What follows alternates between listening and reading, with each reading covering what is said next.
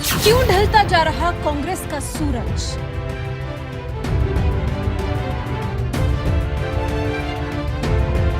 क्या सच में कांग्रेस मुक्त हो जाएगा भारत?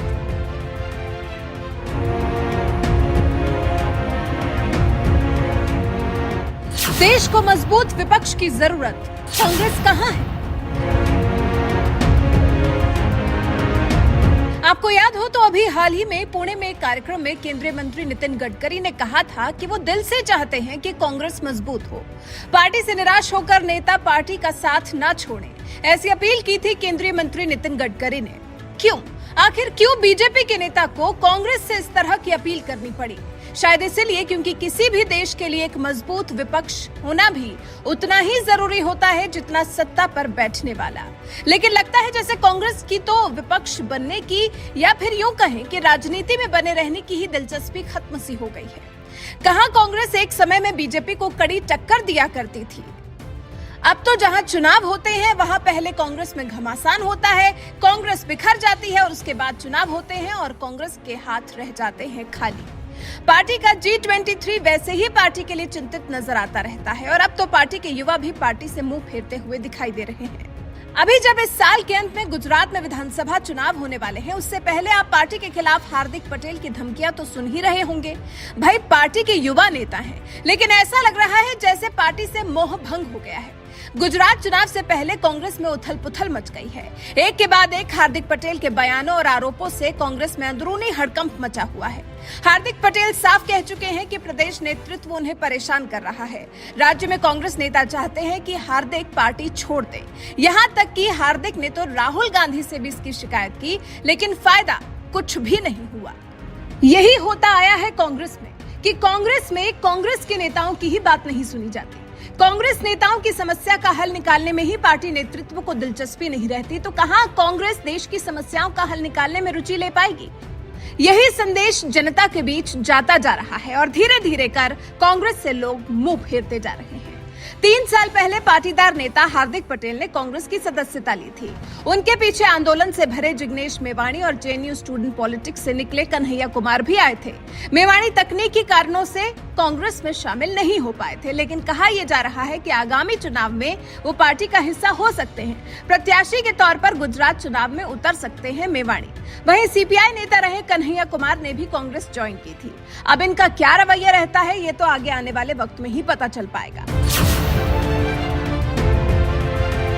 सवाल ये कि कांग्रेस देश की राजनीति में बनी भी रहना चाहती है और करना भी कुछ नहीं चाहती, लेकिन आज के दौर में बिना युवाओं को साथ लिए, बुजुर्गों को नाराज करके कैसे कांग्रेस की गाड़ी आगे बढ़ पाएगी?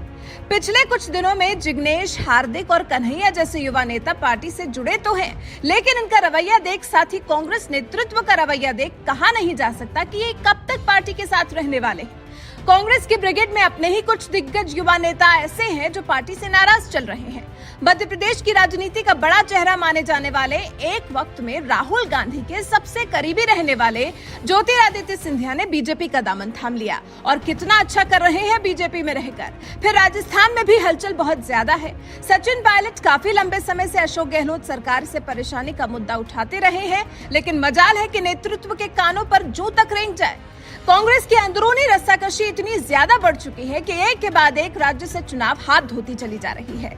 अभी हाल ही में पंजाब में क्या क्या हुआ है सबने देखा है। पंजाब में अपनी अच्छी स्थिति को कांग्रेस ने अपने हाथों से ही बिगाड़ लिया। बिगाड़ा क्या, अब तो पंजाब ही हाथ से चला गया। अब कांग्रेस की पंजाब में कभी वापसी हो भी पाएगी या नहीं, कुछ नहीं कहा जा सकता। अब जब बीजेपी का विपक्ष ही खत्म हो गया है तो फिर बीजेपी का तो रास्ता साफ ही है।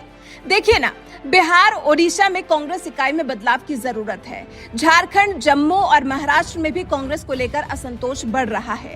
राजस्थान में सचिन पायलट बार बार आलाकमान से मिलने के लिए वक्त मांग रहे हैं। लग रहा है जैसे अंदरूनी कलह ही पार्टी को खत्म कर दे रही है। तो इसका मतलब क्या मान लिया जाए कि 2024 लोकसभा चुनाव के लिए बीजेपी का रास्ता साफ है? हालांकि विपक्ष के नाम पर ममता बनर्जी और केजरीवाल अपनी अपनी पार्टी के दम पर तैयार जरूर हो रहे हैं। केजरीवाल हर जगह जाकर दिल्ली मॉडल की बात करते हैं और आकर्षित जनता ने देखिए बम्पर सीटों से आम आदमी पार्टी को पंजाब में जीत भी दिलाई है। और फिर टीएमसी अध्यक्ष ममता बनर्जी तो साफ साफ कह चुकी हैं कि कांग्रेस में दम नहीं है कि वो बीजेपी को चुनौती पेश कर सके। ऐसे में चुनौती देने हर चुनाव में ममता बनर्जी पहुंच जाती हैं। यूपी के वाराणसी जिले में भी तो अखिलेश का समर्थन करने पहुंची थी, लेकिन ये छिटपुट पार्टियां साथ आकर भी मजबूत विपक्ष के तौर पर खुद को पेश नहीं कर सकती। मतभेद और मनभेद ही इतने हो जाएंगे। हर पार्टी एक अलग मकसद लेकर काम करती है। जितनी ज्यादा पार्टियां होंगी उतनी ज्यादा लड़ाइयां होंगी, तो विपक्ष तो मतलब खत्म ही समझिए।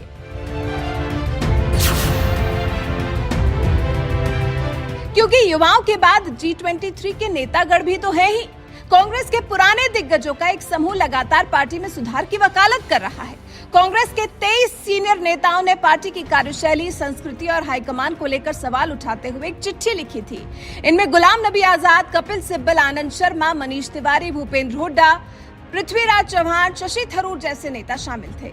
ये सभी नेता पार्टी में अध्यक्ष के चुनाव के साथ साथ और भी कई तरह के परिवर्तन चाहते हैं, लेकिन पार्टी नेतृत्व को 23 नेताओं के इन समूह को बागी कहना मंजूर है, लेकिन इनकी मांगों पर गौर करने का समय नहीं है।